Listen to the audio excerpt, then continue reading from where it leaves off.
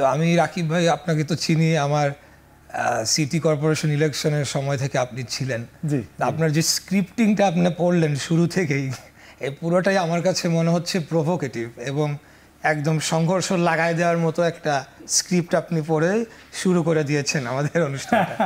আসলে এখানে ফ্যাসিবাদ বিরোধী যে আন্দোলন হয়েছে সেই বিষয়ে আমাদের কারো কোনো দ্বিমত নাই এবং সেই জায়গাতে ঐক্যের ফাটলের কোনোদিন প্রশ্নই ওঠে না।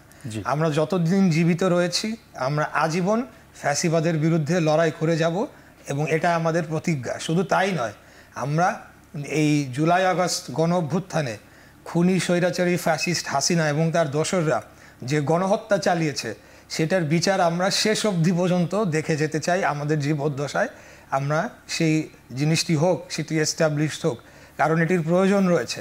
ভবিষ্যতে যাতে আর কোনো ফ্যাসিবাদ বাংলাদেশে এই ধরনের কোনো স্বৈরশাসক মাথাচাড়া দিয়ে না উঠতে পারে, যেখানে আপনার নিরীহ সাধারণ ছাত্র জনতার উপর বুকে গুলি চালানোর নির্দেশ দেয়, এই ধরনের কোনো শাসক যাতে আর কোনো দিন বাংলাদেশ কেন কোথাও যাতে কেউ না দেখতে পায়, সেটার জন্যই বিচারটা হওয়ার প্রয়োজনীয়তা রয়েছে। আমি আপনার সঙ্গে একমত। আচ্ছা, আমি একটু বলি প্লিজ, শেষ করি।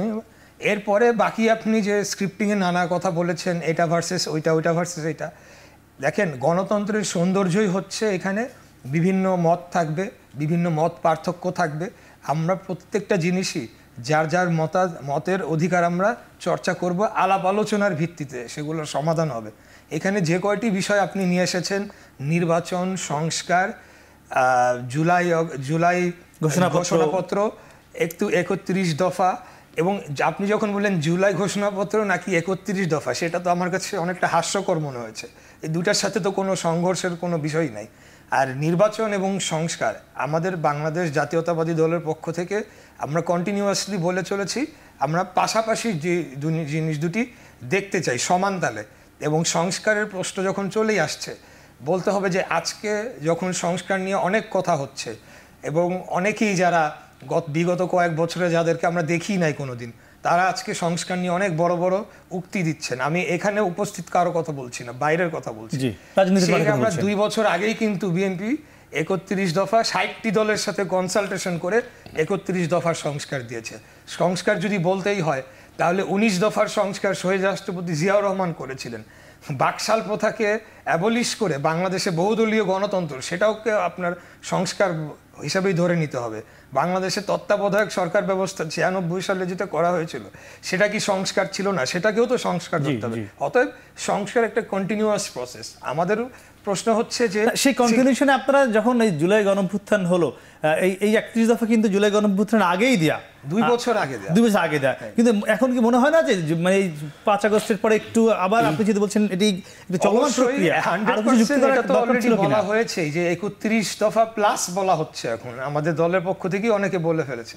এটা তো অবশ্যই, এটা আমরা যখন বলছি যে এটা কন্টিনিউয়াস প্রসেস, এটা 15 বছর 20 বছর পরেও তো আরো পরিস্থিতি কি হবে, নতুন কি সংস্কারের প্রয়োজন হবে, সেটা কি আমরা জানি? সেটা তো আমরা জানি। আমরা আপনাদের সংস্কারের একদমই জি। হাসনাত আব্দুল্লাহ, ইশরাক ভাই কিন্তু বেশ যুক্তি দিয়ে অনেকগুলো কথা বলেছেন, ঐক্যমতের কথা বলেছেন যে সবাই ফ্যাসিস্টের বিষয়ে একমত আছেন, বিচারের দাবিতে একমত আছেন। আমি একদম একমত, আমিও তার কাছে একমত পুরোপুরি, যে এই সব ক্ষেত্রে বাংলাদেশের সকল এই মুহূর্তে যারা রাজনৈতিক দল বা যতগুলো পক্ষ স্টেক হোল্ডার সবাই একমত রয়েছে। কিন্তু এখন যে রাজনীতির মাঠ, আওয়ামী লীগ ছাড়া আপনি কি মনে করেন? আমরা সেখানে আমাদের কাছে যে তথ্য রয়েছে, জানুয়ারি মাসে বাংলাদেশে যে রাজনৈতিক হত্যাকাণ্ড ঘটেছে, সেখানে 5 জন হত্যাকাণ্ড ঘটেছে শুধুমাত্র বিএনপির অন্তর্কোন্দলের কারণে। সেখানে একে প্রতিপক্ষ অন্যান্য দলের বিষয়ও রয়েছে। তো সেখানে কি মনে করেন সবাই ঐক্যমত আছে এই মুহূর্তে বাংলাদেশের এই ফ্যাসিবাদ বাদ দিয়ে যদি আমরা বাংলাদেশকে বলি? মনে হয়। ধন্যবাদ আপনাকে। শুরুর যে আপনি বলছিলেন সংস্কার নাকি নির্বাচন, অর্থাৎ এই দুইটি শব্দকে একটির হচ্ছে অ্যান্টিথিসিস হিসাবে দেখানো হচ্ছে।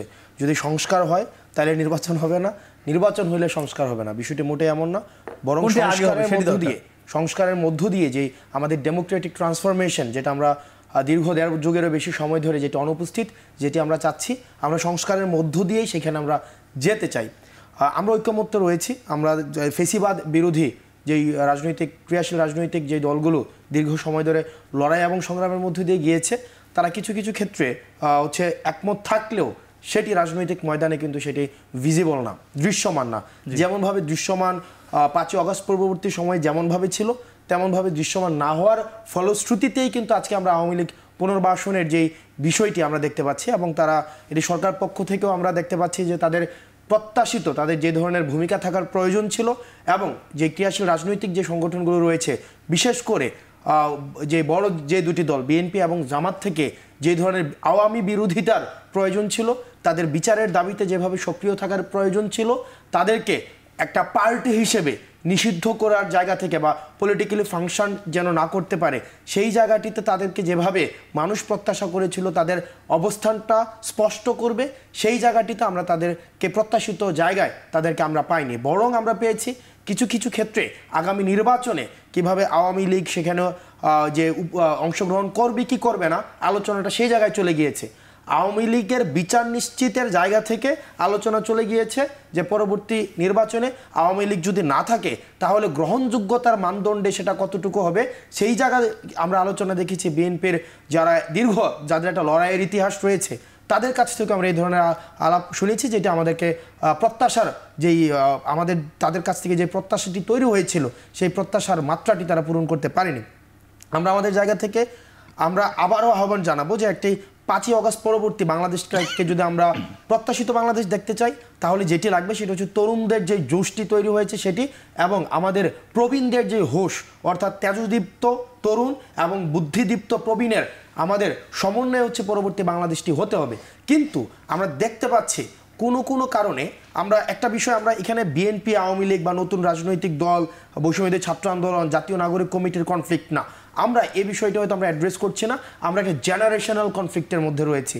আপনি যদি লক্ষ্য করে দেখেন তাহলে দেখবেন যারা নতুন প্রজন্মের মধ্যে রয়েছে প্রত্যেকটি রাজনৈতিক দল ফেসিবাদ বিরোধী প্রত্যেকটি রাজনৈতিক দলের তরুণ অংশটি যেখানে চাচ্ছে আওয়ামী লীগকে নিষিদ্ধ করা হোক, আওয়ামী লীগের বিচার নিয়ে যেখানে কথা বলছে ফেসিবাদ যেন কোনোভাবেই নতুনভাবে পুনরুৎপাদন না হতে পারে, আওয়ামী অপরাধের বৈধতা যেন কোনোভাবেই মিডিয়ার মাধ্যমে উৎপাদন না হতে পারে, সেটির বিরুদ্ধে কিন্তু তরুণদের অবস্থান রয়েছে।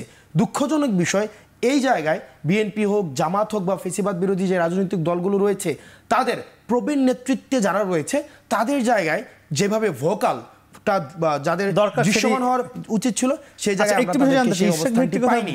এই কারণে আপনি যদি বলেন মতপার্থক্যের জায়গাটি বিষয়টি এমন না যে বিএনপির সাথে অন্যান্য রাজনৈতিক দলের মতপার্থক্য, বিষয়টি এমন না, বরং তরুণদের সাথে প্রবীণ নেতৃবৃন্দের বোঝাপড়ার আমাদের একটি মতপার্থক্য হয়েছে এটা, এবং দৃশ্যমান দিন দিন হচ্ছে। আচ্ছা, আরেকটা বিষয় জানতে চাইবে, ছোট করে জানতে চাইবো যে ইশরাক ভাই যেটি বলেছেন যে 5 আগস্ট পরবর্তী যে ঐক্যমত ফ্যাসিস্টের বিরুদ্ধে ঐক্যমত এখনও রয়েছে, কিন্তু এখন যে রাজনৈতিক অনৈক্য বা যেটি হচ্ছে এটি একটি গণতন্ত্রের সৌন্দর্য অনেকটা, কিন্তু এখন যে বাংলাদেশের আমরা বিএনপি জামাত ছাত্রদল ছাত্র শিবির বৈষম্য বিরোধী বা নাগরিক কমিটির যে সম্পর্ক এটি কি শুধুমাত্র গণতন্ত্রের সৌন্দর্যতেই আছে নাকি এর চেয়েও বেশি অনৈক্য চলে যাচ্ছে? আপনার কি মনে হয়? দেখেন, আপনার যতক্ষণ পর্যন্ত আমাদের এটা খুব নানা মতের মানুষ রয়েছে, নানা পথের মানুষ রয়েছে আমাদের এই গণতন্ত্রের মধ্যে, ততক্ষণ পর্যন্ত আমি যখন আপনার দ্বিমত প্রকাশের স্বাধীনতাও নিশ্চিত করার জন্য আমি আমার সবসময় সচেষ্ট থাকব, সেটাই হচ্ছে মূলত গণতন্ত্র। শুধুমাত্র আপনি আমার সাথে